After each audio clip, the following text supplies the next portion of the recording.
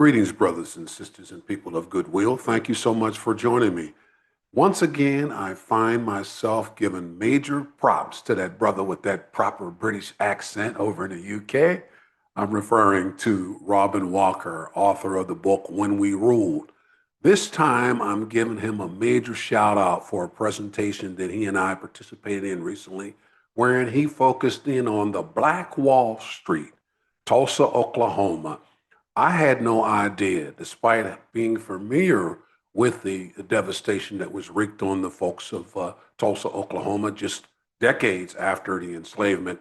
I had no idea that they were operating on that kind of level. Well, Robin kind of put it all together and synchronized it for us. Check this out.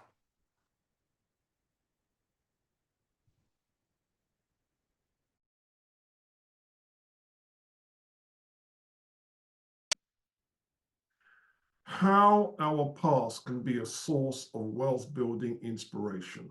And we are going to look at the example of Black Wall Street. That's our first theme in today's session.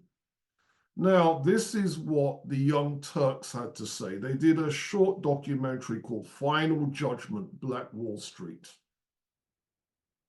A very successful and prosperous Black community referred to as Black Wall Street. According to reports, the best description of Black Wall Street, or Little Africa as it was also known, would be to compare it to a mini Beverly Hills. It was the golden door of the Black community during the early 1900s, and it proved that African Americans could create a successful infrastructure. So why are we looking at the past? Well, if we're going to build something powerful in the future, it's a good idea to know that we've done it before and therefore we can do it again. The story begins with O.W. Gurley. Now, it has to be said, doesn't he look like me? If you think so, put a yes in the chat. Doesn't he look like me? Or don't I look like him? All right, the legendary O.W. Gurley is the patriarch of what's going to become Black Wall Street. You see, what happened was Black people in an American city called Tulsa in the state of Oklahoma created a Black Beverly Hills. And in 1905, they began to buy land on Greenwood Avenue. And the first person to do it was the legendary O.W. Gurley. 1906, a Black newspaper was established there called the Tulsa Guide. 1 year after Black people began buying land, they had a newspaper. In 1907, Oklahoma officially became part of the American empire. That was bad news, though, because the white power structure immediately enforced a series of laws to turn Oklahoma into a white-dominated state, to depower the African Americans and to depower the Native Americans. Essentially, there was an oil boom in and around Oklahoma, and the white power structure didn't want Africans and Native Americans benefiting from the oil boom. However, by 1907, Black Tulsa had 2 doctors, 1 barbershop, and 3 grocers, in addition to the land that was already been bought, in addition to having a newspaper. Black Tulsa underwent more evolution. By 1910, the Tulsa population grew to 18,182 people. Black people made up 10% of the population, slightly less than 2,000 people. The same year, we see the birth of a Black trade union, the Hod Carriers Local number 199. And that institution was designed to protect the interests of Black bricklayers, Black plasterers, and Black masons. So why did people come to Tulsa? What was the motivation? Well, Mabel Little, a 17-year-old, arrived in Tulsa in 1913. And this is why she was inspired to move to Tulsa. She says, Black businesses flourished. I remember Huff's Cafe on Cincinnati and Archer. It was a thriving meeting place in the Black community. You could go there almost any time, and just about everybody who is anybody, would be there or on their way. There were also two popular barbecue spots, Tipton's and Uncle Steve's. J.D. Mann had a grocery store. His wife was a music teacher. We had two funeral parlors owned by morticians Sam Jackson and Harder Ragston. Down on what went by the name of Deep Greenwood was a clique of eateries, a panorama of lively dance halls, barbershops, and theaters glittering in the nightlight, and a number of medical and dental offices. So I came across this image of the funeral car of Jackson Undertaking Company, 1921, and this is probably the same Sam Jackson mentioned by Mabel Little. Tulsa in 1913. Well, by now, an area of, some people called it Greenwood Avenue. I think that's the name it has today. Back in the day, it was called Greenwood Street. And it was now being called Deep Greenwood. It was also being called the Negro Wall Street. The white community began calling it Little Africa. An organizer of the National Negro Business League, the organization founded by the legendary Booker T. Washington, called it a regular Monte Carlo. By this time period, 1913, there was another black newspaper, and this was called the Weekly Planet. So what did anyone else think? Well, Mary Parrish left Rochester, New York to come to Tulsa in 1918. This is why she said she came. I had heard of this town since girlhood and of the many opportunities here to make money. But I came not to Tulsa as many came, lured by the dream of making money and better myself in the financial world, but because of the wonderful cooperation I observed among our people, and especially the harmony of spirit and action that existed between the businessmen and women. On Greenwood, one could find a variety of business places, which would be a credit to any section of the town. In the residential section, there were homes of beauty and splendor, which would please the most critical eye. The schools and many churches were well attended. Now, Tulsa in 1921 is when it reached its peak as far as the black community was concerned. Black people now made up 11,000 out of a total city population of 98,874. They had a black public library. They had two black public schools. One was named after the legendary poet, Paul Laurence Dunbar, and the other was named after the legendary Booker T. Washington. The result then was 3/4 of black children of school age were now in school. There were two black newspapers, the Tulsa Star and the Oklahoma Sun. They had 13 churches. One of them was a mega church with an attendance of 950 people and cost $135,000 to build and furnish. Again, this is $135,000 $1921, not $135,000 as it would be today. Obviously, $135,000 in 1921 dwarfs what that figure would be today. There was a black hospital. Moreover, there were three brotherhoods. There was the Masons, the Knights of Pythias, and the Independent Order of Oddfellows. Now, I mentioned a black public school called the Booker T. Washington School. Do you think we need to take a look? That is what the African Americans built, and the photograph was taken in 1921. Now, this school was sponsored in part by the black businesses, and I'm going to show you who they were and what they were dealing with. There were other businesses. There was one shop selling feed and grain. We can assume that would be an agricultural shop. There was one undertaker's with caskets ranging from $50 to $1,000 with a $10,000 limousine, and that could well have been Sam Jackson's undertakers. There were two garages stroke filling stations.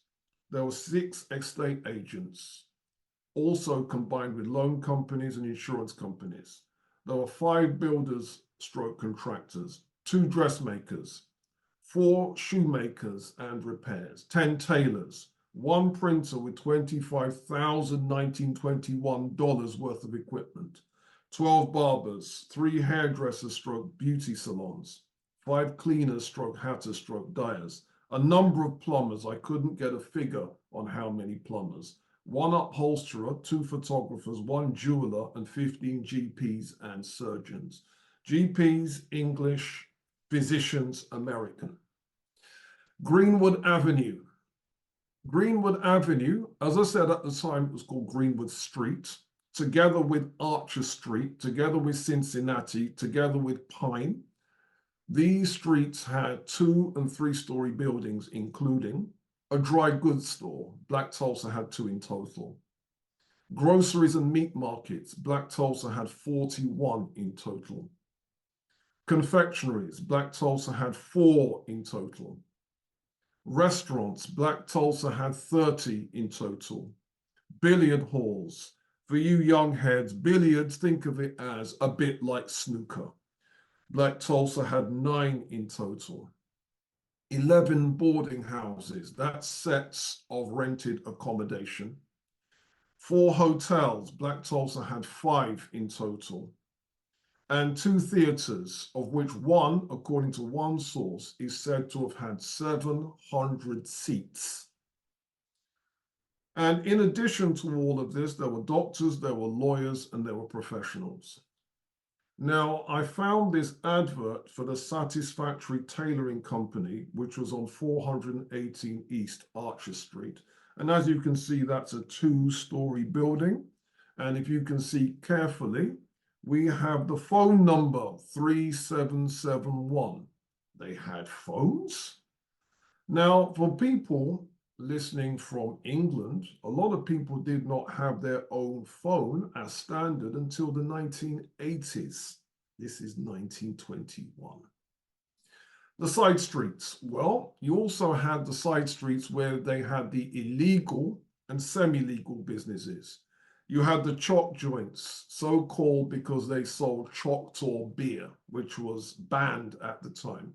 You had the nightclubs, the brothels, the gambling parlors, and the speakeasies. The speakeasies got their name because you had to keep your voice down, because they were selling illegal liquor, and the police could bust that place. So keep your voice down, speakeasy.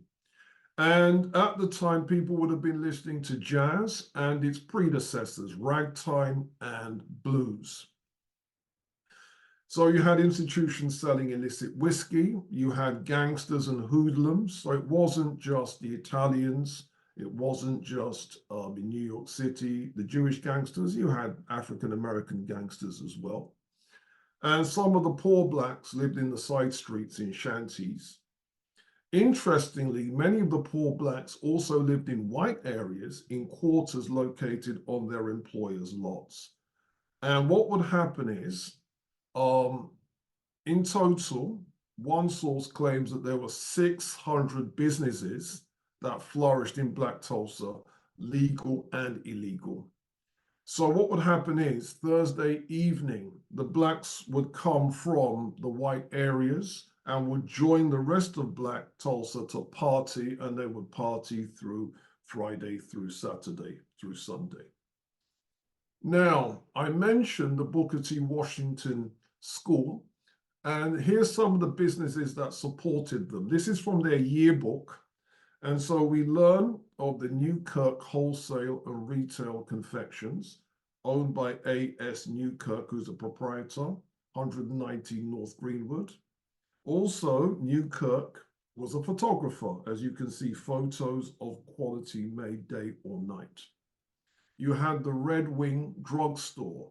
For people in Britain, drugstore is pharmacy. And this one is owned by W.M. Kyle, and we have the phone number. Elliott and Hooker, clothing, shoes, ladies ready to wear. And this is 124 North Greenwood. You had the Union Grocery. You had the Wells Garment Factory, specialty in ladies' clothing. And this is Madame Dora Wells, who's the proprietress. We have the YMCA Taylors, Brown's Cafe. Brown's Cafe was already mentioned by one of the earlier sources that we cited. The Brunswick Smokehouse. We have a branch of the Madame C.J. Walker chain.